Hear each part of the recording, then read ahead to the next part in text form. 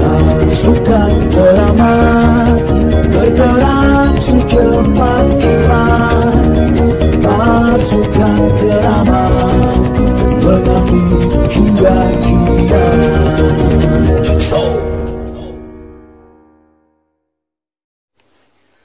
Assalamualaikum warahmatullahi wabarakatuh. Salam, Om Swastiastu, Namo Buddhaya, dan salam kebajikan. Saudaraku, pada zaman milenial kayak gini nih, sangat banyak sekali lahir para pendekar-pendekar muda yang memiliki sifat arogan, sok jagoan, berbicara garang, sok keras, sok hebat. Iya kan? Kalau boleh saya menyebutkan, sifat-sifat pendekar seperti itulah mencerminkan rendahnya mutu atau kualitas mereka dalam mempelajari ilmu yang diajarkan di perguruan yang mereka ikuti.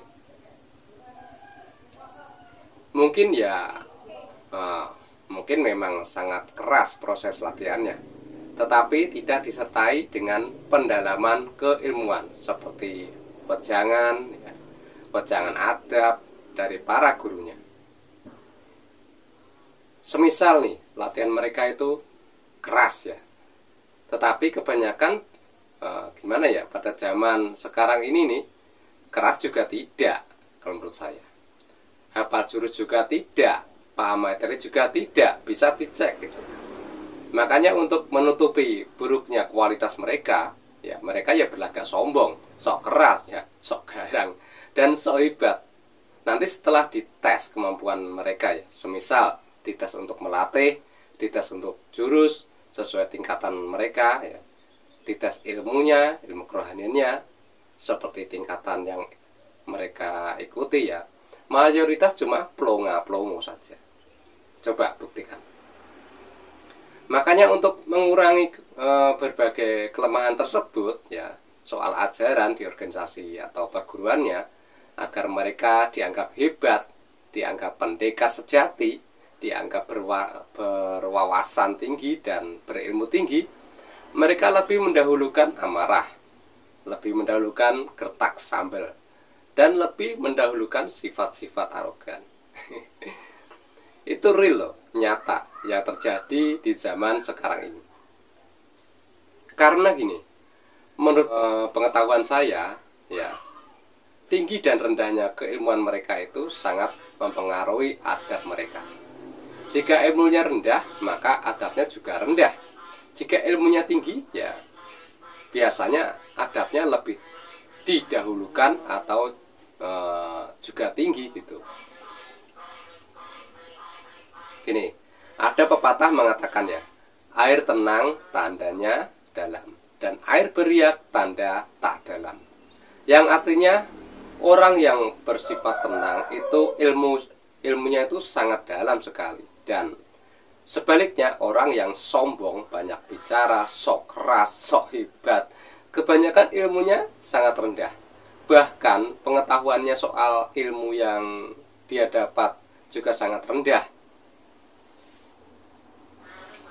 Ada juga pepatah lain yang mengatakan seperti ini: ilmu itu ibarat padi, semakin berisi maka semakin merunduk.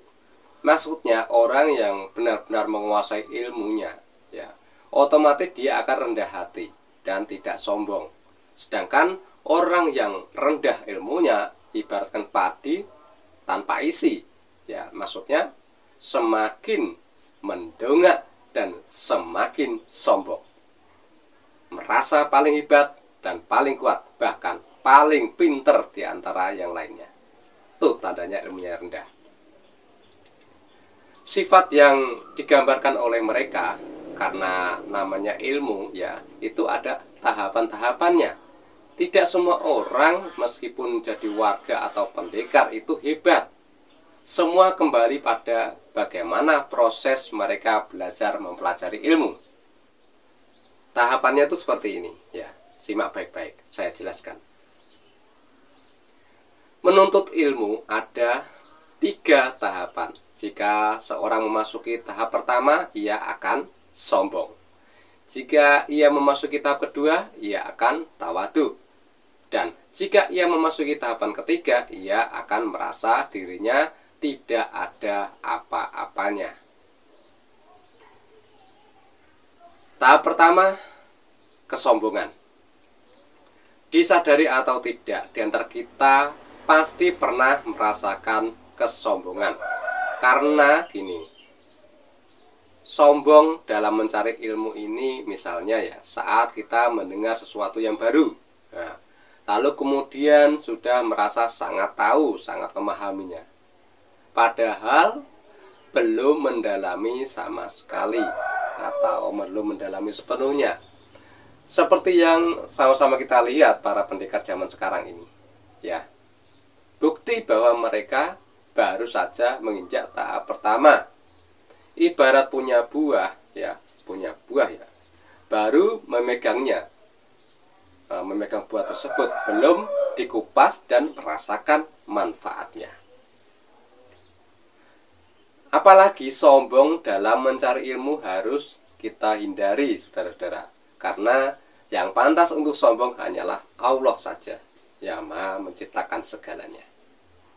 Rasulullah SAW bersabda, kesombongan adalah menolak kebenaran dan merendahkan manusia. Diriwayatkan HR Muslim.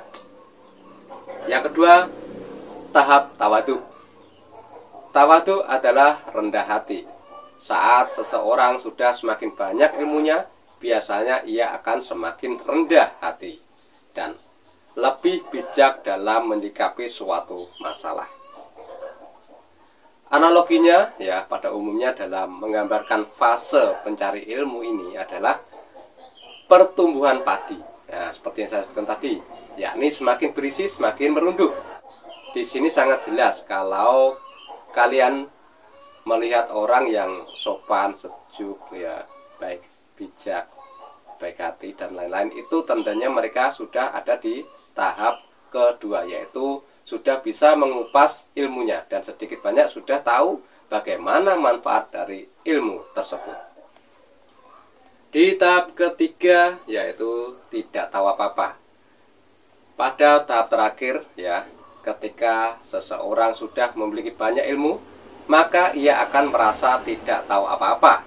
Di fase ini seseorang akan sadar bahwa ilmu yang diberikan Allah tidak ada habisnya. Dari 3 tahapan yang saya sampaikan, seharusnya kita bisa introspeksi diri. Sampai di tahap manakah kita? Selain itu, saudaraku, ya, kita bisa menilai sebenarnya seberapa hebatkah yang teman kita itu miliki. Seberapa tinggikah kemampuan keilmuannya. Semua itu saya jelaskan agar saudaraku tidak gampang atau tidak mudah percaya dengan ocehan atau gertakan orang lain, ya.